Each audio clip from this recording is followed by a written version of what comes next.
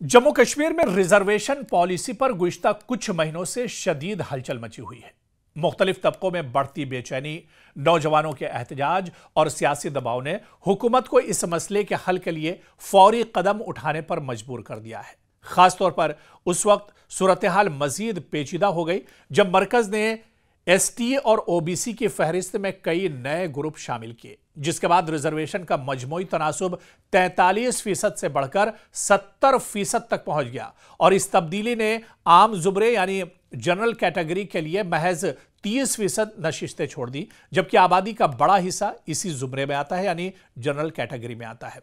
तो इसी बहरान से निकलने के लिए वज़ीर आला उमर अब्दुल्ला की काबीना ने एक काबीना सब कमेटी की रिपोर्ट मंजूर कर ली है, जिसमें रिजर्वेशन तनासुब को मुतवाजिन करने के लिए अहम तजवीज़ दी गई है और इसमें यह भी कहा गया है कि किसी का नुकसान न हो, किसी का बहुत फायदा ना हो। ऐसे में एक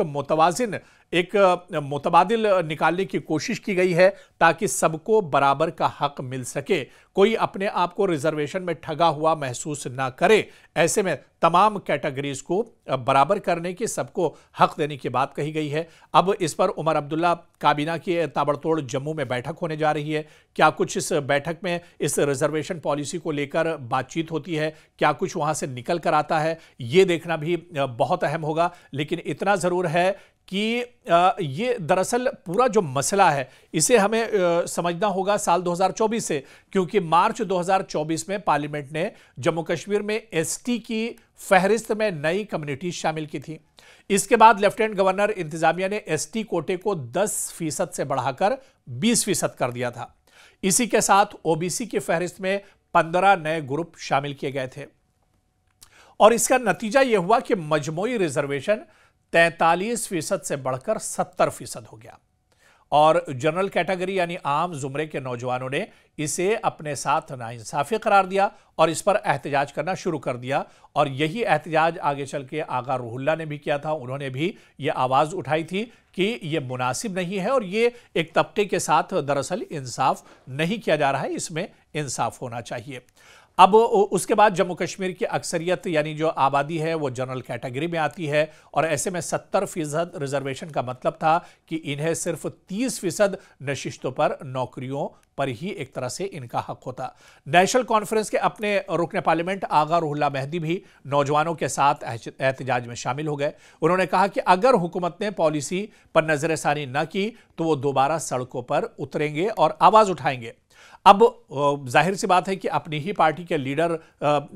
एक तरह से सामने थे, आगा रूहुल्लाह आवाज उठा रहे थे, स्टूडेंट के साथ निकल कर आए थे, तो ऐसे में अब सरकार की मुश्किलें भी बढ़ना लाजमी थी। उमर अब्दुल्ला हुकूमत रिजर्वेशन को आबादी के मुताबिक करने की बात तो कर रही थी, मगर एक बड़ी रुकावट भी इस सरकार के सामने थी। एसटी का बढ़ा हुआ कोटा पार्लियामेंट से आया है, इसे हुकूमत कम नहीं कर सकती है, यह बड़ा चैलेंज था सरकार के लिए। अगर ओबीसी या एसटी कोटा कम किया जाता तो इन तबकों से यानी इन सेक्टर से भी शदीद रद्द अमल का खतरा था। यानी अगर एसटी और ओबीसी के रिजर्वेशन में छेड़छाड़ सरकार करती तो यह भी एक तरह से आवाज उठाने लगते और इनकी तरफ से भी एहतजाज होता। इसलिए हुकूमत को एक ऐसा रास्ता निकालना था जिससे बराबरी यानी तवाजुन भी कायम रहे और किसी भी तबके में कोई गुस्सा भी ना हो, नाराज भी हो और काम भी हो जाए। यानी एक तरह से उमर अब्दुल्ला सरकार ये चाह रही थी कि बीच का रास्ता निकाला जाए, एक ऐसा मैकेनिज्म रोड मैप तैयार किया जाए जिससे किसी को कोई परेशानी भी ना हो और यह मसला भी एक तरह से हल हो जाए। लेकिन यह मसला था बहुत पेचीदा और इसी पर अब जम्मू में उमर अब्दुल्ला कैबिनेट सर जोड़कर बैठेगी, इस पर बातचीत करेगी कि मसले का हल आखिर कैसे निकाला जाए और किस तरह से मसला हल किया जाए। कमेटी ने बहुत तौलने के बाद यह फॉर्मूला बनाया कि एसटी और एससी कोटे को जूं का त्यों रखा जाए और इसके अलावा जो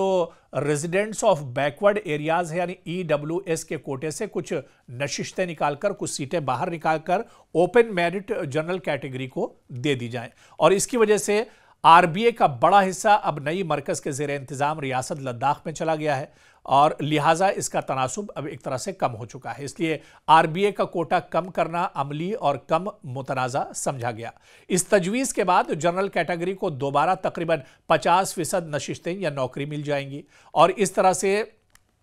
उमर अब्दुल्ला पर अपनी पार्टी और नौजवान दोनों का दबाव तो बना हुआ है और यह फैसला हुकूमत के लिए एक सेफ एग्जिट है, यानी एसटी ओबीसी को नाराज किया जाए, ना जनरल कैटेगरी को, यानी आप किसी को नाराज भी ना करें और उसका मसला भी हल हो जाए। अब इस पर उमर अब्दुल्ला काबीना की ताबड़तोड़ जम्मू में बैठक होने जा रही है। क्या कुछ इस बैठक में इस रिजर्वेशन पॉलिसी को लेकर बातचीत होती है, क्या कुछ वहां से निकल कर आता है, ये देखना भी बहुत अहम होगा। लेकिन इतना जरूर है कि ये दरअसल पूरा जो मसला है इसे हमें समझना होगा साल 2024 से, क्योंकि मार्च 2024 में पार्लियामेंट ने जम्मू कश्मीर में एसटी की फहरिस्त में नई कम्युनिटी शामिल की थी। इसके बाद लेफ्टिनेंट गवर्नर इंतजामिया ने एसटी कोटे को 10% से बढ़ाकर 20% कर दिया था। इसी के साथ ओबीसी की फहरिस्त में 15 नए ग्रुप शामिल किए गए थे और इसका नतीजा यह हुआ कि मजमूई रिजर्वेशन 43% से बढ़कर 70% हो गया और जनरल कैटेगरी यानी आम जुमरे के नौजवानों ने इसे अपने साथ नाइंसाफी करार दिया और इस पर एहतजाज करना शुरू कर दिया। और यही एहतजाज आगे चल के आगा रूहुल्ला ने भी किया था। उन्होंने भी यह आवाज उठाई थी कि यह मुनासिब नहीं है और यह एक तबके के साथ दरअसल इंसाफ नहीं किया जा रहा है, इसमें इंसाफ होना चाहिए। अब उसके बाद जम्मू कश्मीर की अक्सरियत यानी जो आबादी है वो जनरल कैटेगरी में आती है और ऐसे में 70% रिजर्वेशन का मतलब था कि इन्हें सिर्फ 30% नशिस्तों पर, नौकरियों पर ही एक तरह से इनका हक होता। नेशनल कॉन्फ्रेंस के अपने रुकन पार्लियामेंट आगा रूहुल्ला मेहदी भी नौजवानों के साथ एहतजाज में शामिल हो गए। उन्होंने कहा कि अगर हुकूमत ने पॉलिसी पर नजरसानी न की तो वो दोबारा सड़कों पर उतरेंगे और आवाज उठाएंगे। अब जाहिर सी बात है कि अपनी ही पार्टी के लीडर एक तरह से सामने थे, आगा रूहुल्ला आवाज उठा रहे थे, स्टूडेंट के साथ निकल कर आए थे, तो ऐसे में अब सरकार की मुश्किलें भी बढ़ना लाजमी थी। उमर अब्दुल्ला हुकूमत रिजर्वेशन को आबादी के मुताबिक करने की बात तो कर रही थी, मगर एक बड़ी रुकावट भी इस सरकार के सामने थी। तो ऐसे में आने वाले वक्त में यह पूरा मामला असेंबली, अदालत, सड़क और तीनों जगह जेर बहस जरूर रहने वाला है। लेकिन इससे पहले उमर अब्दुल्ला सरकार की और कैबिनेट की जो बड़ी बैठक होने वाली है, इस बैठक से क्या कुछ निकलकर सामने आता है यह देखना भी बहुत अहम होगा, क्योंकि मरकज की तरफ से एसटी और ओबीसी फहरिस्त में बड़ी तब्दीलियों के बाद रिजर्वेशन 70% तक पहुंच गया था, जिसने एक बड़ा क्वैगमायर यानी एक दलदल जैसी सूरत हाल पैदा कर दी थी, जहां पर अगर कोई भी हाथ डालता तो वो एक तरह से फंस सकता था और यहां पर बहरान पैदा हो सकता था। लेकिन उमर अब्दुल्ला काबीना ने अब एक ऐसे फार्मूले की मंजूरी देने के बारे में सोची है जिससे जनरल कैटेगरी के लिए 50% तक जो सीट्स हैं वो सेफ हो सकें और एसटी और